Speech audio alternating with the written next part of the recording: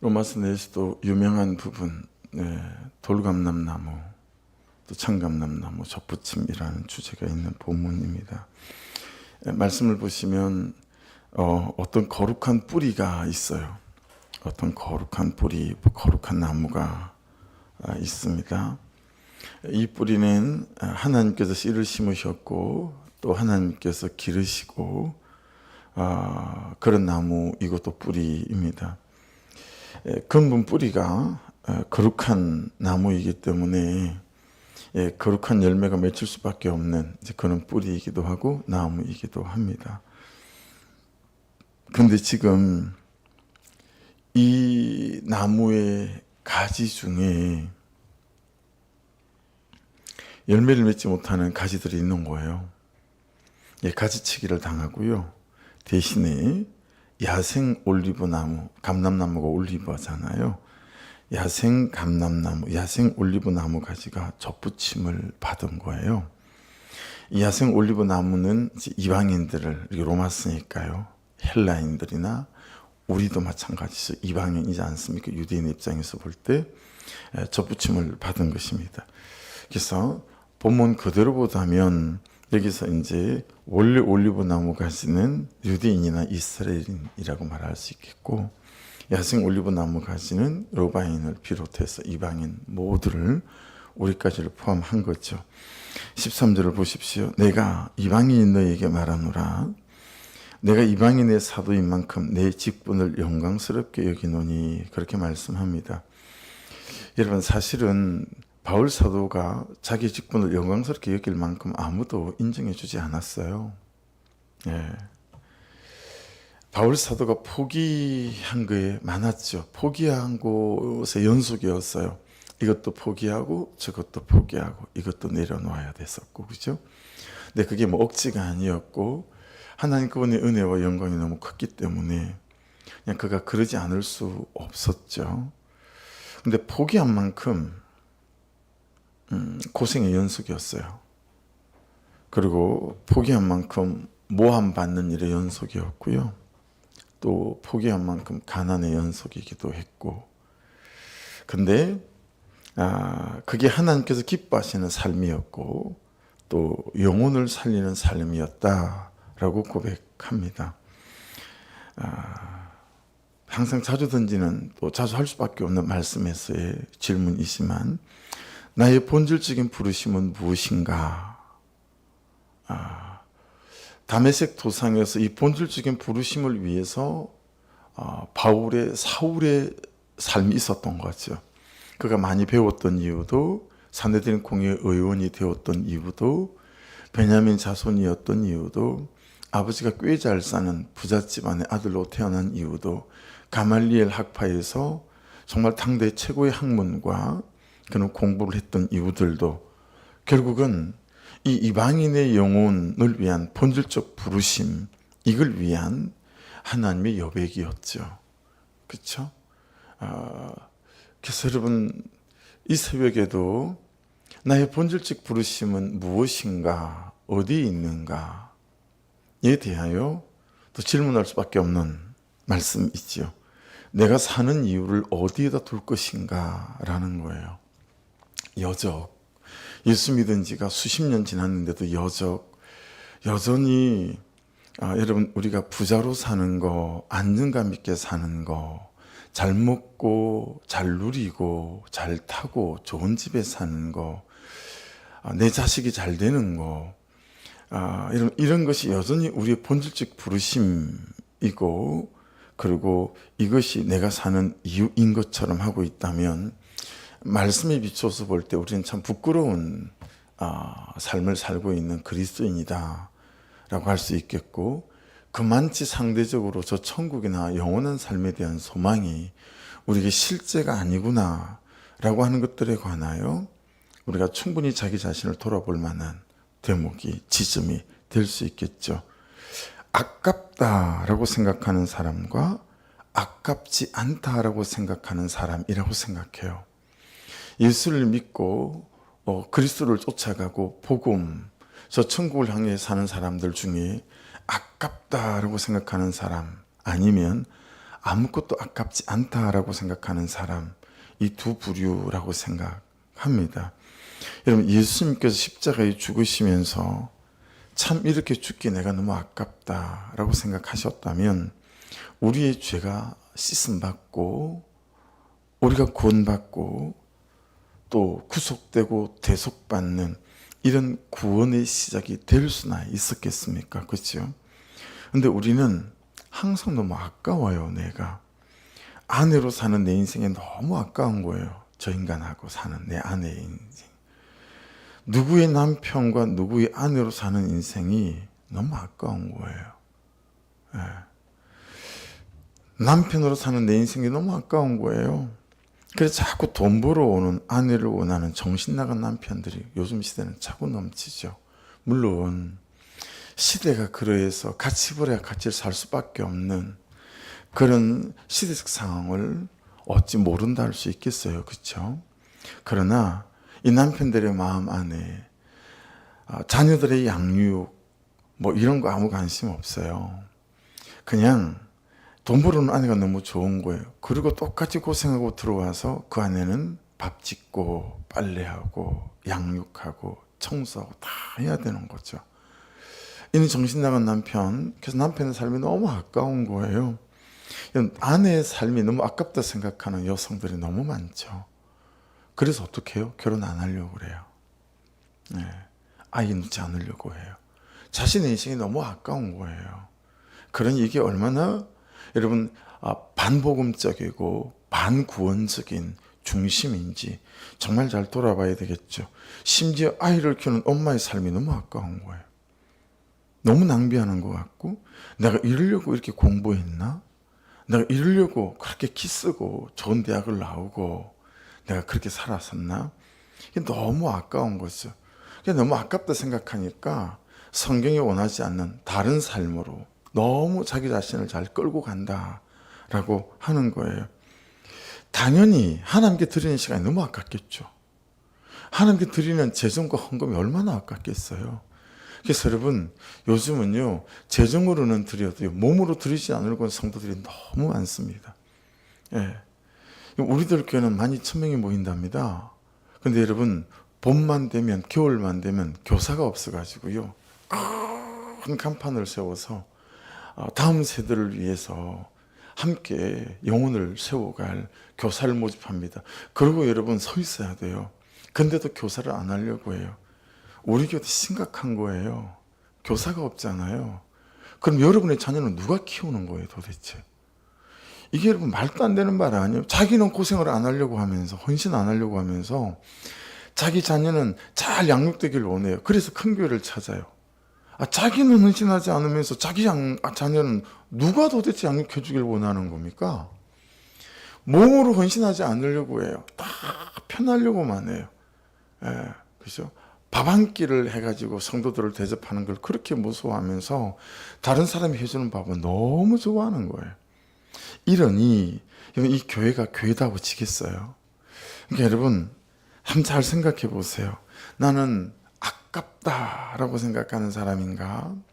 나는 아깝지 않다라고 생각하는 사람인가? 너무 남편이요, 아까워하는 남편들이 많아요. 이러니 가정이 가정다울 수가 없고 공동체가 공동체다울 수가 없지 않겠어요? 근데 13절 말씀을 다시 보시면 이방인 나오죠. 에드노스. 여러분, 이건 대단히 의미가 있는 말이에요.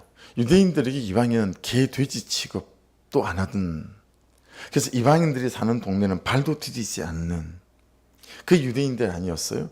근데 지금 바울 사도는 이 이방인들을 위해서 내 목숨을 드리는 게 너무 영광스럽다라는 거예요. 하나님 이게 너무 나를 기뻐하신다라는 거예요. 그러니 여러분, 교회에서 좋은 사람 너무 찾지 않는 게 좋아요. 근데 저부터도 성품 좋고 삶의 태도 좋고 성실하고 진실하고 이런 사람이 너무 좋아 보이지 않습니까? 예, 어쩔 수 없죠. 그걸 어떻게 막아진다고 막아지겠어요. 그러나 적어도 내 시간의 방향과 삶의 방향은 어디로 향해야 된다는 거예요. 이방인 같은, 다른 모든 성도들이 그 사람을 잘 대꾸도 해주지 않아. 예. 그래서 저는 말씀 앞에 그냥 이재복 씨가 많이 생각이 났어요. 어제도 술이 그냥 가득 취해가지고 또 교회로 온 거예요. 여러분, 아무도 자기를 사람 대접을 안 해주니까요. 이재복 씨가 너무 사랑하는 사람이 누군지 아세요? 샬롬이에요. 샬롬이. 항상 들어올 때 멘트가 뭐냐면 어머니 샬롬이 보러 왔어요. 그러고 들어와요. 그리고 살롬이한테 하고 싶은 말을 다 해요. 살롬이 앞에서 이러면 어떤 데는 통곡을 하고 울어요. 어제도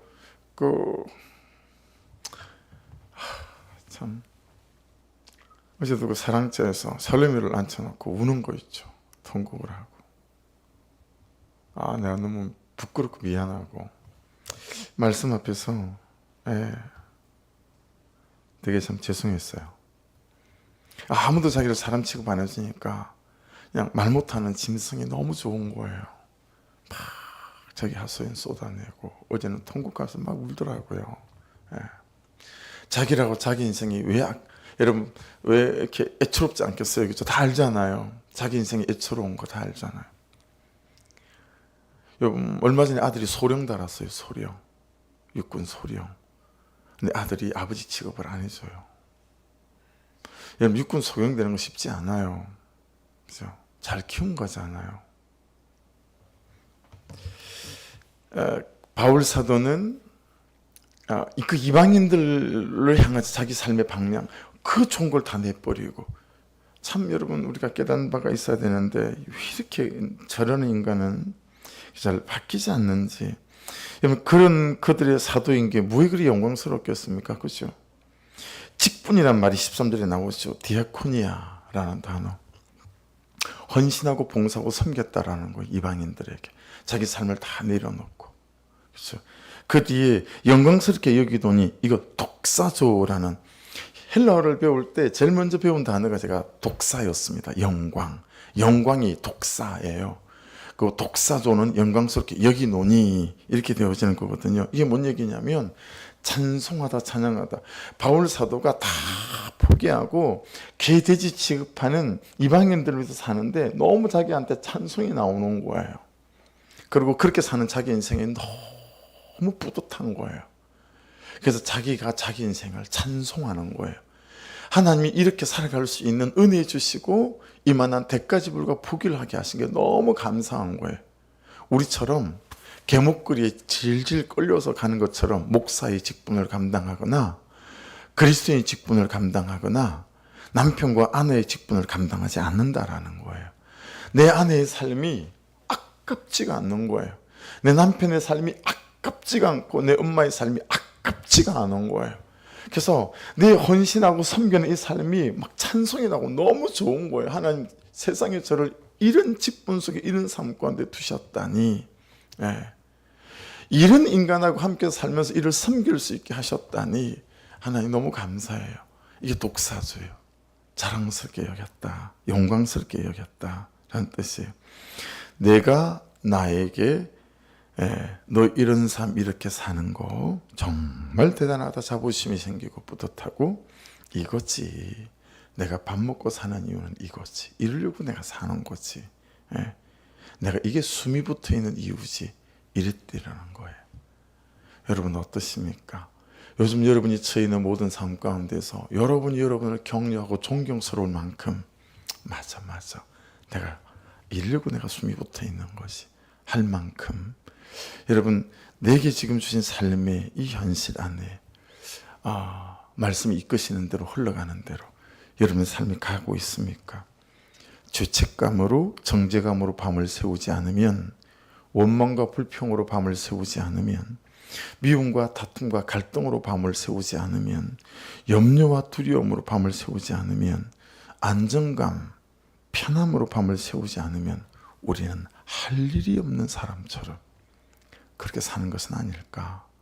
말씀 앞에서 정말 제가 돌아봐지게 됩니다. 그런데 바울 사도가 이리 자기의 삶이 영광스러운 이유가 어디 있습니까? 14절을 보시죠. 이는 혹 내 굴육을 아무쪼록 시기하게 하여 유대인들을 말하는 거예요. 이방인들도 저렇게 구원을 받는데 원래 우리가 하나님의 백성이었는데 야 봐라 저 이방인들이 하나님의 백성이 되고 우리는 하나님의 백성에서 잘렸단 말이다. 이런 거죠. 내 고력을 아무쪼록 시기하게 하여 그들 중에서 얼마를 구원하리 함이라. 여러분, 이방인을 위해서 그가 살아가는데 그 이방인을 위해 살아가는 이유 중에 중요한 이유가 뭐예요? 자기 유대인들이 구원받게 하려 합니다. 이 구원에 초점이 있는 거예요. 예, 구원에. 이 개, 돼지 취급도 안 해주는 이방인들을 위해 사는 삶이, 내 삶이 너무 영광스러운 이유는 뭐에 있는 거예요? 구원에 있기 때문이다. 자기가 구원을 위해 살아가기 때문이다. 그러니까 여러분, 그냥 여전히 남편과 아내로 내 자식을 키우며 가정을 꾸리며 살아가야 되지만 이 가정의 초점과 방향, 이 남편 된 삶, 아내 된 삶, 부모 된 삶, 여러분 이 모든 삶의 방향의 초점은 구원에 있어야 합니다. 할렐루야. 네, 구원에 있어야 합니다. 15절 보십시오. 좀 넘어갈까요? 시간이. 자, 17절 접붙임 있죠. 중간에 밑줄 읽어보십시오. 17절 접붙임. 그리고 19절로 가보시면 나로 접붙임을 받게 함이라. 접붙임 밑줄 읽어보시고요. 그 다음에 또 23절 접붙임 나오죠. 접붙임을 받으니 또 이는 그들을 접붙이실 능력이 할 때 접붙임 또 나오고요. 그리고 24절로 가시면 두 번 나와요. 좋은 감람나무의 접붙임을 받았으니 그 다음에 마지막에 자기 감람나무의 접붙임을 받으랴 그렇게 말씀합니다. 그러니까 이제 이런 거죠. 이방인들을 하나님의 그 거룩한 뿌리, 거룩한 나무에 접붙였다. 이 말씀을 지금 계속 쭉 하고 있어요. 이 접붙임이라고 하는 엔켄트리조라고 하는데 여러분 근데 접붙임 해보셨어요? 저는 어릴 때 시골에서 살았기 때문에 접붙임을 종류들을 거의 다 해본 것 같아요. 네. 접붙임을 다 해봤는데 그 접붙임은요, 이 말씀에서 말씀하고 있는 접붙임하고 반대예요. 실제 접붙임은 어떻게 접붙임을 하는 거냐면 이제 개복숭 나무, 개살구 나무, 그 다음에 배나무도 여러분 요만한 배가 열리는 돌배나무가 있어요. 이는 돌배나무에 또는 돌복숭 나무에 가지를 툭 잘라요. 가지를 자를 때 반듯하게 자르지 않고 이렇게 빗살로 자르거든요. 쭉 자르거나 아니면 위를 자르고요. 한 10cm 밑에 한 2cm 간격으로 껍질을 쭉 벗겨요. 껍질을 벗긴 다음에 거기를 칼금을 주거든요. 칼금을 준 다음에 참복숭나무 가지를 빗살로 자른 다음에 그 가지 속에를 끼워요. 끼운 다음에 이제 그러면 이 나무에서도 진액이 나오고 이 나무에서도 진액이 나오잖아요. 낀 다음에 그걸 이제 처음에 비닐로 감고 그다음에 고무줄 같은 걸로 꽁꽁 감습니다. 그리고 위에 잘란 가지 거기는 이제 촛농을 떨어뜨려서 이 나무의 습기가 바깥으로 나가지 못하도록 막아둬요. 그럼 이게 이제 시간이 지나면 이게 이제 붙기 시작해요. 그러면서 다른 나무는 전부 다 개복숭이 열리는데 이 가지 참복숭나무 가지를 접붙인 거에만 참복숭이 열려요. 참배가 열리고 되게 신기하죠. 그래서 그런 식으로 가지 하나하나를 해버리면 밑에 뿌리는 개복숭나무 뿌리인데 위에 가지는 전부 다 참복숭나무 가지가 돼가지고 참복숭아가 열려요. 이게 너무 어릴 때 신기해가지고 많이 해봤어요. 여러 나무들을. 근데 오늘 말씀은 뭐예요? 반대예요. 참복숭나무 가지에다가 가지를 자른 다음에 개복숭나무지를 접붙이를 한다라는 거예요. 그러니까 참감람나무, 참올리브나무에다가 이제 야생 올리브나무, 돌감람나무를 접붙이를 하는 거죠. 이렇게 하는 농사법 없어요. 그리고 그 가지에는 반드시 야생 올리브나무가 열리지 진짜 올리브나무가 열리지 않습니다. 이게 농사법하고 좀 반대된 얘기를 지금 말씀하고 있는 거예요. 예수님을 모르고 농사만 하시는 분들은 이 말씀 보면 뭐야 이거 말도 안 되는 얘기를 하고 있어 이라고 얘기할 수밖에 없는 거다라고 하는 거예요. 그러니까 여러분 이런 거예요. 무슨 얘기냐면 돌감람나무가 참감람나무가 된다라고 하는 것은 세상에는 없는 일이고요. 세상에서는 안 되는 일이고요. 세 번째 기적 같은 일이다라는 거예요. 기적이 필요한 일이에요. 이건. 그러니까 우리가 뭐예요? 그런 기적의 주인공이 된 거죠. 우리가 돌감람나무 이방인 아닙니까? 이 이방인이 참감람나무에 접붙임을 받은 거잖아요. 그러니까 여러분, 기적 없이는 안 되는 세상에 없는 기적의 주인공이 누구냐면 여러분과 저라는 거죠. 우리는 그는 기적 속에 있는 거예요. 여러분의 인생에 다른 기적이 필요한 게 아니라 우리는 정말 세상에 없는 엄청난 기적의 주인공인데, 그게 뭐냐면 이 예수 그리스도라고 하는 참감람나무에 우리가 접붙임을 당했다라고 하는 거예요. 그러니 여러분, 무슨 전제를 갖고 있는 말씀입니까? 참감람나무를 예수 그리스도로 본다면, 말씀을 참감람나무로 본다면, 십자가를 참감람나무로 본다면, 죄인인 내가, 안 되는 내가, 절대로 거룩할 수 없는 내가, 성품도 너무 지랄맞은 내가, 행동이 안 되는 내가, 삶이 안 되는 내가 십자가에 접붙임을 받은 거예요. 예수 그리스도에게 접붙임을 받은 거죠. 복음에게 접붙임을 받은 거예요. 말씀에게 접붙임을 받은 거다. 할렐루야. 이 말씀을 묵상하다가 우리 중고등부 친구 중에 누구한테 오늘 이 말씀을 만나서 꼭 나누고 싶었어요. 적용이 오늘 그거예요. 그 녀석을 만나서. 왜냐하면 얘가 자기 성격 때문에 너무 힘들어해요. 애들이 애가 아니에요. 애들도 다 알아요. 자기 성격이 힘들다라는 거. 그럼 할 때마다 매주일마다 물어보기만 하면 성격이요. 자기 성격 때문에 너무 괴로운 거예요. 그러니까 다른 사람한테 성격 때문에 배척당한다는 얘기를 본인도 너무 알아요. 근데 여러분들은 이 애처럼 괴로우세요? 난 얘가 너무 귀한 거 있죠. 이 말씀을 보다가 너무 용기가 생겨서, 야, 너도 나도 예수에게 접붙임 받았대. 기적 같은 일이 일어났대. 접붙임 받았으니 뭐예요? 하나님이 되게 하실 거라는 얘기 꼭 해주고 싶은 거예요. 여러분, 이런저런 부족한 것들이 우리에게 있지만 예수 그리스도에게 접붙임 받는 기적의 주인공이 되어줬으니 하나님이 행하신 일을 행하실 줄로 믿습니다. 그렇죠? 근데 여러분, 이 믿음이 어디에 근거하냐면 이 접붙임을 하신 농부가 누구냐라는 거예요. 23절을 보시겠어요?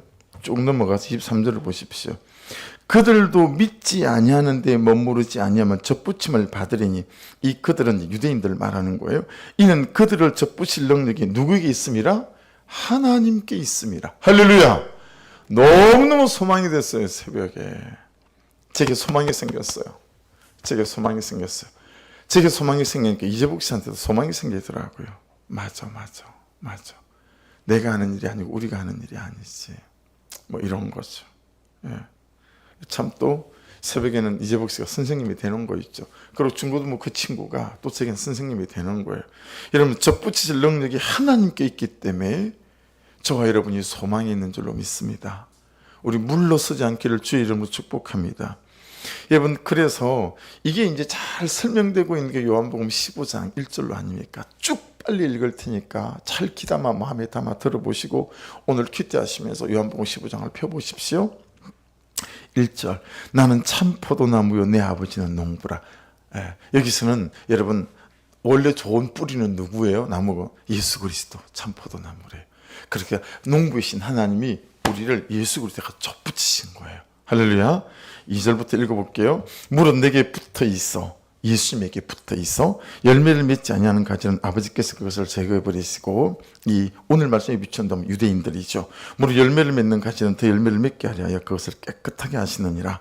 내 안에 거하라 나도 너희 안에 거하리라. 가지가 포도나무에 붙어 있지 아니하면 스스로 열매를 맺을 수 없음 같이 너희도 내 안에 있지 않으면 그러하리라. 접붙임 받은 우리가 어떻게 해야 돼요? 붙어 있어야 돼요.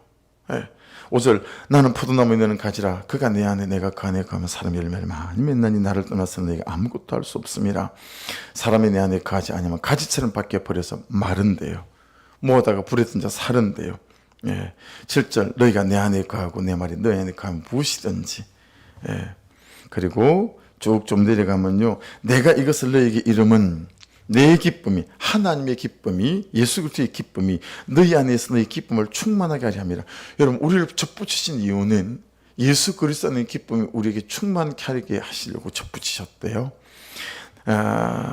그리고 내 계명은 곧 내가 너희를 사랑같이 너희도 서로 사랑하라는 게, 그리고 이제 이해가 됐어요. 여러분, 이 로마서 말씀을 묵상하다 보니까 요한복음 15장 말씀이 그냥 싹 이해가 됐어요. 여러분, 우리를 접붙인 이유는 뭐예요? 사랑하라고. 접붙인 이유는 사랑하라고. 사람이 친구를 위하여 자기 목숨을 이보다 더 큰 사랑이 없나니, 여러분, 친구를 위해서 목숨 버리라고. 남편을 위해서 목숨을 버리는 아내, 아내를 위해서 목숨을 버리는 남편. 그렇죠? 교회 공동체 식구를 위해서.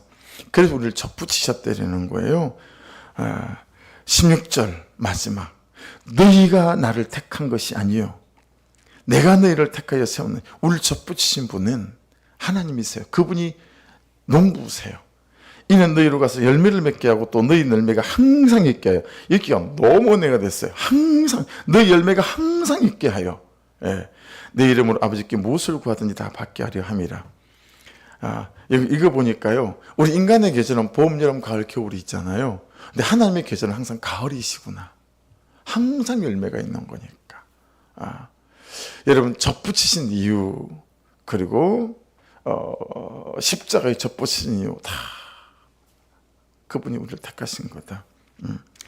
그래서 여러분, 접붙임을 당하는 게 어떤 것이냐면 20절에 있어요. 접붙임을 당한다는 것이 어떤 것이냐. 제가 소제목을 그렇게 달았어요. 20절 위에다가 옳도다. 그들은 믿지 아니함으로 꺾이고 너는 믿음으로 섰느니라. 할렐루야. 접붙임을 당하는 게 어떤 거냐면 믿는 거예요. 믿는 거예요. 생각해 보세요. 접붙임을 당했어요, 이 가지가. 근데 이 가지가 믿지 않아. 내가 설마 여기에 붙을까? 내게서 좋은 열매가 나올까? 안 된다는 거예요. 접붙임을 당한 가지는 믿음. 하나님이 농부이신데 그분이 나를 접붙이셨으니 나를 되게 하실 거야. 할렐루야. 그게 접붙임 당하는 게 어떤 것이냐에 대한 대답이에요. 너는 믿음으로 섰느니라. 믿는 거다.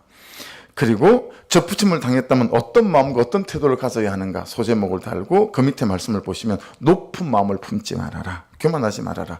도리어 두려워하라. 그리고 21절 하나님이 원가지도 아끼지 아니하시는데도 아끼지 아니하시리라. 하나님께서 어떻게 하실지 모른다는 거예요. 그분에게 다 있는 거죠, 모든 주도권이.